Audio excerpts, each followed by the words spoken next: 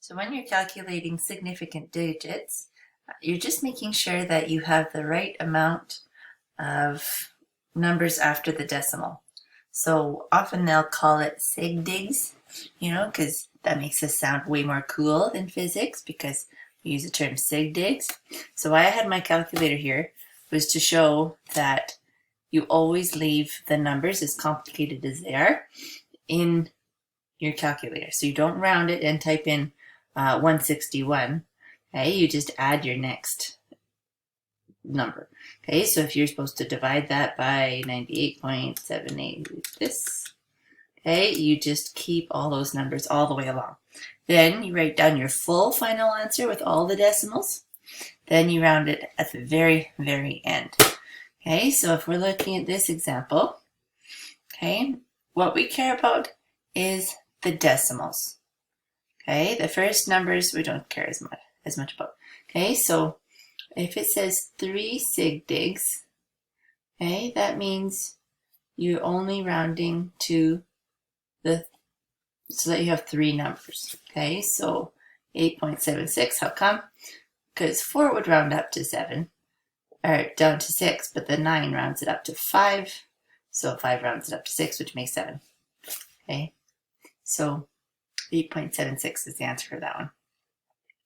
When you're rounding this number to 3 significant digits, you look at the 5, okay, and that's going to round up again to 8.77, just like so.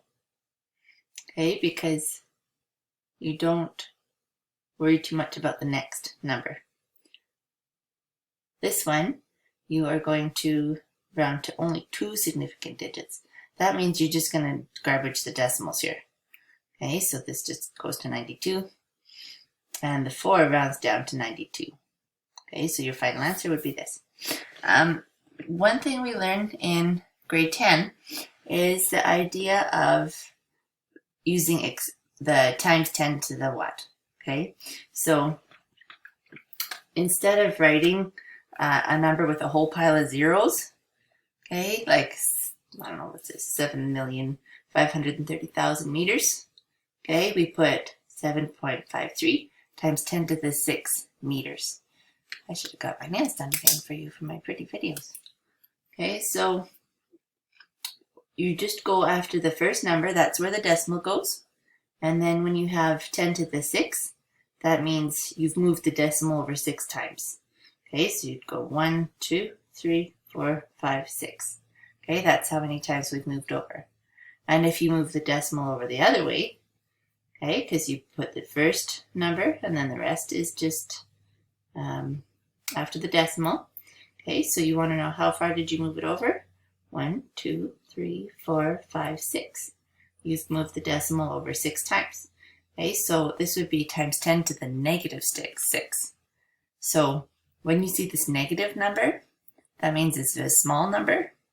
And when you see a positive number here, that means it's a big number. Okay, if you ever see something times 10 to the 1, okay, or 10 to the 0, that just means 0. Okay, so that means it's just this by itself. Okay, but I don't know why you'd ever do that. Just to practice, I suppose. Okay, so let's take a minute to actually practice and do these questions yourself. Okay, so I'm going to hide that. And you can pause for a minute and write that down. Okay, and try to put it with significant digits. Okay, and let's try to put 2. Okay, and don't forget your units. All right, so seeing how this is a video, we're going to pretend you paused it. Then I'll put up the answers, and you can pause it again with the answers and take a look.